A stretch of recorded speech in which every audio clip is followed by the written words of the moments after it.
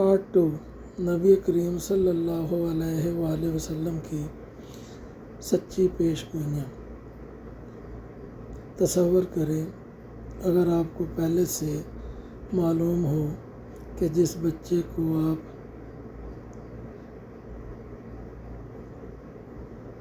اپنے کندھوں پر کھلا رہے ہیں ایک دن اسے بے دردی سے شہید کر دیا جائے گا، اور اس جگہ کی مٹی بھی آپ کی آنکھوں کے سامنے ہو۔ یہ کوئی کہانی نہیں، یہ ہمارے نبی صلی اللہ علیہ وآلہ وسلم کو صحابہ اور اہل بیت پر آنے والے ایک ایک واقعے کی خبر دہائیوں پہلے دے دی گئی تھی۔ سلام ہے اس ذات پر جس کا بولا ہوا ایک ایک لفظ تاریخ کا پتھر بن گیا۔ آئیے دیکھتے ہیں پارٹ 2 پیش گوئی نمبر 1، کربلا کی مٹی اور شہادت حسین۔ حضرت جبرائیل علیہ السلام نے نبی کریم صلی اللہ علیہ وآلہ وسلم کی بارگاہ میں آ کر خبر دی تھی کہ آپ کا بیٹا حسین عراق کی زمین کربلا میں شہید کیا جائے گا۔ جبرائیل نے وہاں کی سرخ مٹی آپ صلی اللہ علیہ وآلہ وسلم کو دی، جسے آپ صلی اللہ علیہ وآلہ وسلم نے سونگا اور آنکھوں میں آنسو آ گئے۔ پیش گوئی نمبر 2، شیشی کی مٹی کا خون میں بدلنا۔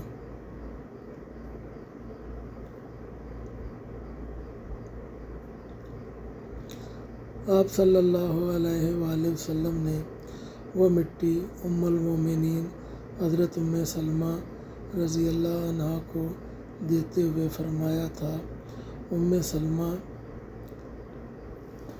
جب یہ مٹی سرخ خون میں بدل جائے تو سمجھ جانا میرا حسین شہید کر دیا گیا ہے۔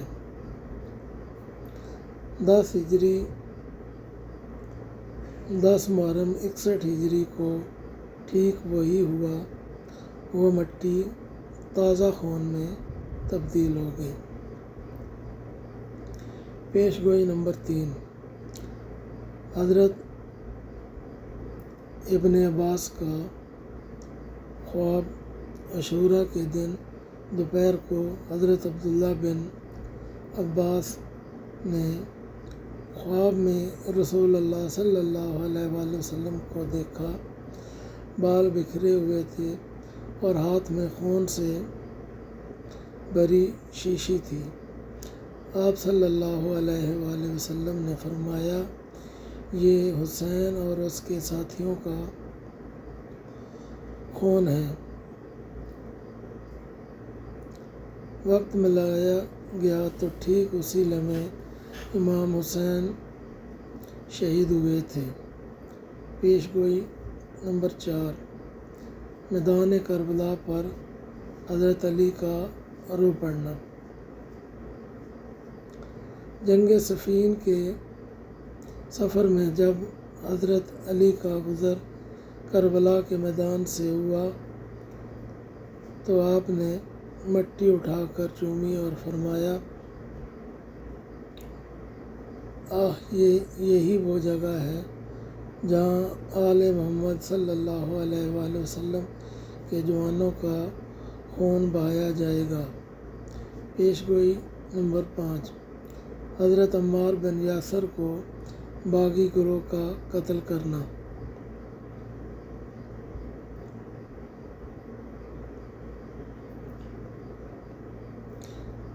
مسجد نبوی کی تعمیر کے وقت آپ صلی اللہ علیہ وآلہ وسلم نے فرمایا تھا، عمار کو ایک باغی گروہ قتل کرے گا۔ جنگ صفین میں جب حضرت عمار شہید ہوئے تو پورے عرب کو معلوم ہو گیا کہ حق کس کے ساتھ ہے۔ پیشگوئی نمبر 6، مسلمانوں کے دو بڑے گروہوں میں جنگ صفین۔ آپ صلی اللہ علیہ وآلہ وسلم نے فرمایا تھا کہ قیامت سے پہلے مسلمانوں کے دو عظیم گروہوں کے درمیان ایک بڑی جنگ ہوگی، حالانکہ دونوں کا کلمہ ایک ہی ہوگا۔ یہ پیشگوئی 37 ہجری میں جنگ صفین کی صورت میں سچ ثابت ہوئی۔ پیشگوئی نمبر 7، حضرت امام حسن کی تاریخی صلح۔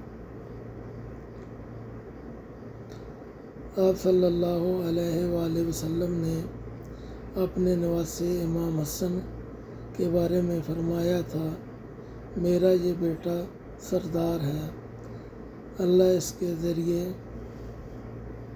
مسلمانوں کے دو بڑے گروہوں میں صلح کرائے گا۔ 41 ہجری میں امام حسن نے امت کو خون خرابے سے بچانے کے لیے خلافت سے دستبرداری اختیار کر کے صلح فرما لی۔ پیشگوئی نمبر 8، 30 سالہ خلافت راشدہ۔ آپ صلی اللہ علیہ وآلہ وسلم نے فرمایا تھا، میری امت میں خلافت 30 سال رہے گی، اس کے بعد بادشاہت آئے گی۔ حضرت ابوبکر سے لے کر حضرت امام حسن کی صلح تک پورے 30 سال مکمل ہوئے۔ پیشگوئی نمبر 9، حضرت فاطمہ کا سب سے پہلے وصال۔ حضرت فاطمہ کا سب سے پہلے وصال۔ نبی کریم صلی اللہ علیہ وآلہ وسلم نے اپنے وصال کے وقت حضرت فاطمہ کے کان میں فرمایا تھا کہ اہل بیت میں سے سب سے پہلے وہ ان سے آ ملیں گی۔ آپ صلی اللہ علیہ وآلہ وسلم کے وصال کے صرف 6 ماہ بعد حضرت فاطمہ دنیا سے رخصت ہو گئی۔ پیشگوئی نمبر 10، فتح بیت المقدس اور طاعون کی وبا۔ آپ صلی اللہ علیہ وآلہ وسلم نے فرمایا تھا کہ قیامت سے پہلے بیت المقدس فتح ہوگا اور ایک سخت وبا پھیلے گی۔ حضرت عمر کے دور میں بیت المقدس بھی فتح ہوا اور شام میں طاعون امواس کی ہلاکت خیز وبا بھی آئی۔ اختتام۔